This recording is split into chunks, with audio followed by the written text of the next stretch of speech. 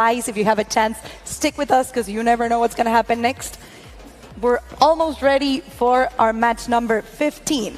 The teams are ready, the crowd is ready, and it looks like we're going to be starting in 3, 2, 1, go. Right now in the Red Regional Alliance, we have Papua New Guinea along with Turkmenistan and Team New Zealand. We've got them squaring off against Team Lesotho, Team Angola, and Team Canada. You can see the excitement, the nerves, the concentration of the drive teams that are actually down on the Alliance stations. They're concentrating, they're doing their best to drive their robots to get all the points possible.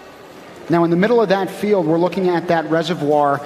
There are actually, I would say, tight spaces for each of these robots to navigate. So even though you see a couple hundred of those game pieces that are randomly pre-assorted at the beginning of every game, I mean, it's just absolute chaos and pandemonium in that center circle. It really is, and not only in the inner circle, actually in the entire field. You know, these teams have had the chance to practice with their robots maybe back at school, back at home, yesterday.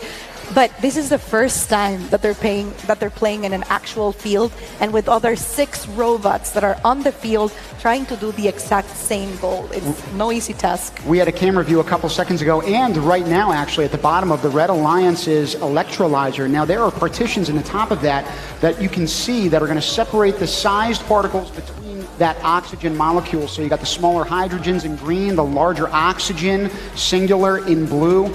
Once those have been pre-sorted and pre-assembled, teams have the ability to throw them all the way across the field into those oxygen accumulators. That's part of the fun of this game, too. It's always fun having a human player element because, you know, the human element is always going to be around in technology. And in terms of the human element of this game, you can see the emotion on all of their faces. Faces contorting in different ways, finger pointing, yelling, screaming, all positive, however. Great job, it looks like, by Team Canada just there unloading some of those particles in that electrolyzer like we had alluded to earlier on. I also want to give a shout out to Team New Zealand. If you've been able to see the art that they have painted on their robot, make sure to do so. They have Mother Earth and Father Sky, I think it is. It's just a beautiful work of art. And I was going to say, also nicknamed the Kiwis for the flightless bird that they are so well known for. But trust me, they are taking flight out here in Singapore Expo and in this arena, especially over the last 15 seconds. It's going to pick up pace-wise and become quite frenetic in there. We can see some of the team trying to push that hydrogen tank while others are focusing on getting into that reservoir boundary for the competition bonus.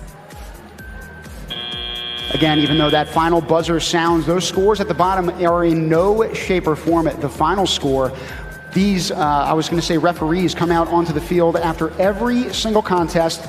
They sweep it clean, they tabulate all the points, they cross-reference, they cross-check. There are multiple eyes and ears that are on that set of data. Once they've all conferred with one another, they give us that final score up here in the booth, and we report back to you. But there are a lot of moving pieces here, Marlene. A lot of moving pieces, and also in the score, you know, we have the hydrogen points, the oxygen points. Those are multiplied with the conversion multiplier, added up to the some robot proficiency points, added up to the competition bonus. The scores are just as complex as the game and just the challenge that we're trying to fight against in general. Now, thankfully, these teams have been given not just the rules, but largely their kits well ahead of time in order to assemble them. But not every team necessarily gets them at the exact same time. And that's part of the complexities that each of these teams focuses on as they try to prepare for this competition. Not everybody is necessarily on the same equal playing field, but what you do love to see is that collaboration. You see teams helping one another when you walk into those pits.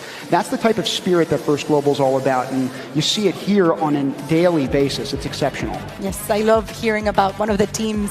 I'm going to get you the name for the country afterwards, but right now I just want to focus on the fact that for 3 years in a row in the past, they weren't able to receive the robot here in the first global competition and built it just days before. And now this year they were able to get it, and they were offering help to other countries that were in a similar situation from the experience that they previously had.